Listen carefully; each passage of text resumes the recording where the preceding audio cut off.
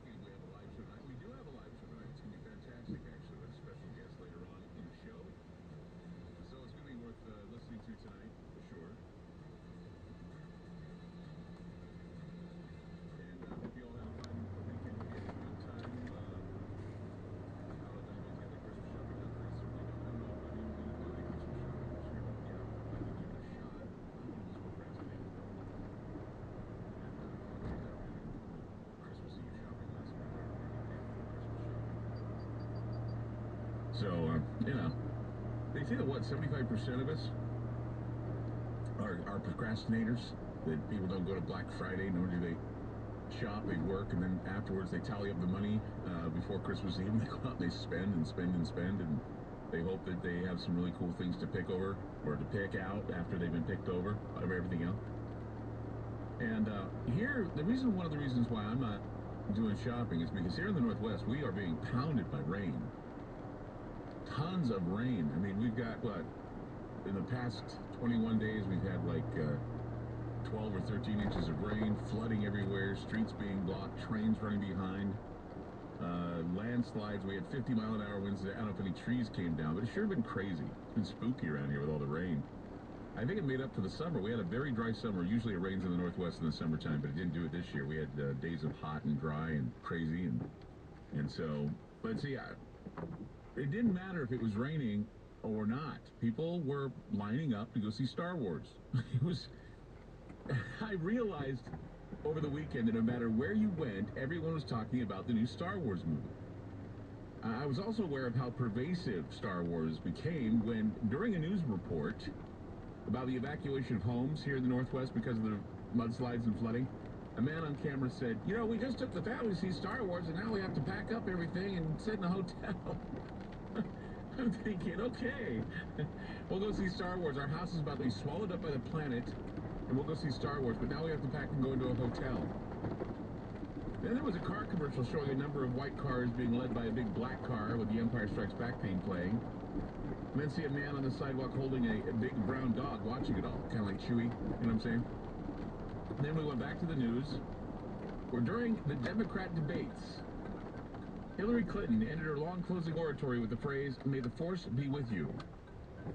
And later, R2-D2 and stormtroopers flanked White House Press Secretary Josh Earnest. Who knows why they were there? I just saw the picture in the paper today. Basically, I was reading that journalists are saying there was now little doubt about whether the White House sides with the dark side of the Force, because except for R2-D2, two stormtroopers standing next to Josh Earnest. And then there was a report of a church in Berlin, Germany. They held a service where children carried toy lightsabers, and some of the congregation dressed up as Princess Leia, stormtroopers, and Darth Vader. As many as 500 people gathered in the church, where you could clearly hear the Star Wars theme being played on the church organ. It was just surreal. Vicar in training opened the Protestant service with the words, "The wait is over, the Force has awakened," meaning God. There's a screen set up next to the altar. It showed a clip from Star Wars in which Luke Skywalker fights off Darth Vader and declares to the Emperor that he will never turn to the dark side. And there are also two of the new Templar cross lightsabers that were propped up near the altar. That looked kind of bizarre. They look like little red crosses there. Some people on social media called the service sinful and disgraceful, but Priest Eva Maria Menard, who is mentor to the two trainees, said, "We need to address the contemporary issues of our faith. It will not be able to carry us through it."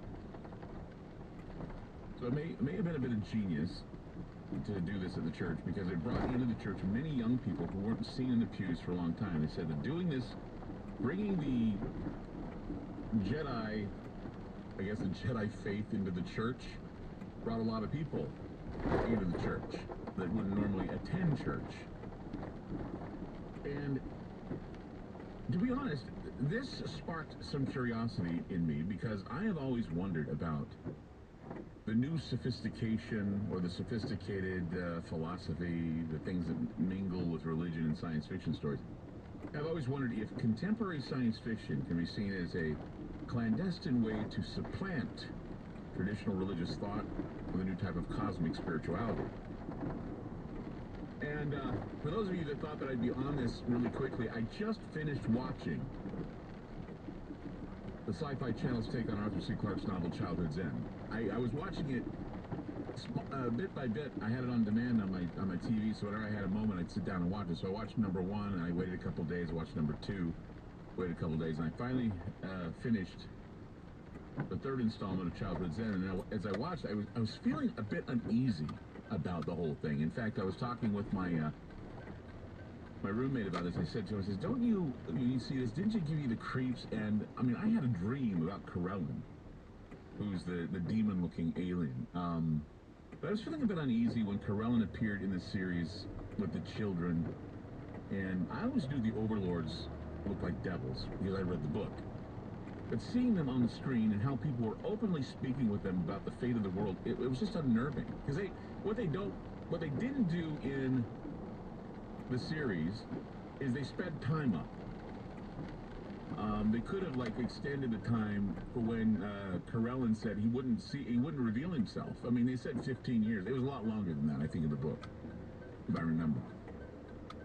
The aliens would not reveal themselves until the conditioning processes